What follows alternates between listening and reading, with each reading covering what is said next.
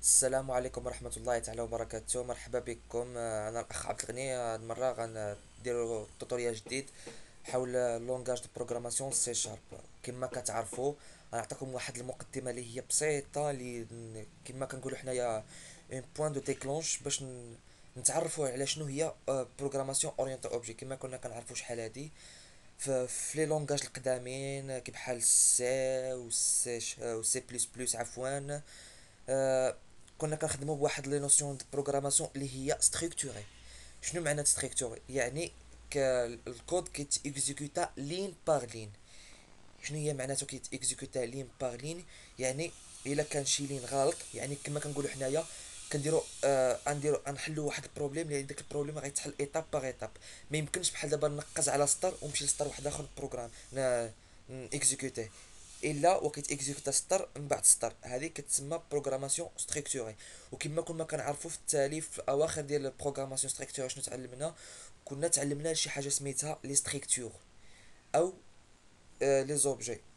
كما كنقولوا حنايا في بروغراماسيون اورينتي اوبجي. شنو هما لي ستركتور؟ لي ستركتور هي واحد لا ديفينيسيون ديال ان نوفو تيب بروبر. يعني حنا كنديفينيو واحد تيب جديد ديال الاخر بوغ لا بروغراماسيون. هاد التيب جديد كيعاوننا باش نكملوا البروغراماسيون، يعني افونسيو في البروغراماسيون ديالنا. مي فجاتنا كان جاتنا الشركه ديال سان مايكرو سيستيم اللي هي الشركه ديال اوبن سورس ديال جافا.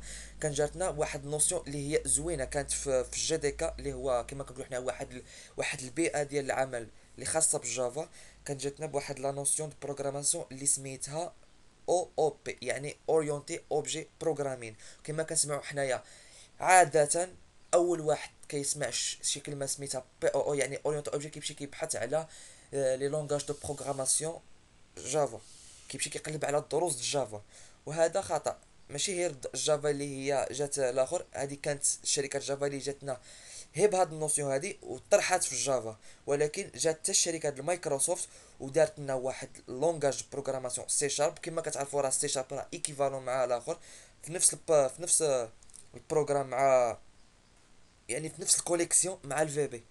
شنو هي يعني الكوليكسيون؟ اللي هي الفيزيوال ستوديو. كما كنا كنعرفوا شحال هادي الفيزيوال ستوديو كان في 2005 2006، ولكن كنا حنا فوقاش تعرف الفيزيوال ستوديو مزيان تعرف في 2006. ولكن كانت بروغراماسيون اللي هي ستاتيك، يعني كنرسموا دي زانترفاس، كنرسموا دي بوطون كنعطيهم دي كود ديالهم. ولكن في 2008 فين اعتمدت شركه مايكروسوفت على هاد التقنيه اللي هي كما كنقول حنايا هاد الكونسيبت ديال بروغراماسيون اورينتي اوبجي. كما كتعرفوا لون كونسيبت دو بروغراماسيون اورينتي اوبجي جا وسهل علينا العمل. ابار لورينتو البروغراماسيون ستركتوري جا لورينتو اوبجي سهل علينا. يعني ما بقيناش حنايا كنديروا واحد ديفينيسيون اللي هي ديال ستركتور. وهاد ديفينيسيون ديال ستركتور اللي كنا كنعرفوها في السي، كما كنا كنعرفوا ما كانش كتقبل لنا دي فونكسيون او دي بروسيدور في وسط منا. لكن جات لو كونسيبت ديال اورينتي اوبجي دارت لنا واحد ديفينيسيون تيب جديد اللي هي ستركتور بواحد نوسيون جديده اللي سماتهم دي كلاس. وهاد لي كلاس ولاو كيقبلوا لينا لي فونكسيون فاست منهم. وكما كنعرفوا راه كان هي واحد بتي ديفيرون ما بين سي و سي بلس بلس.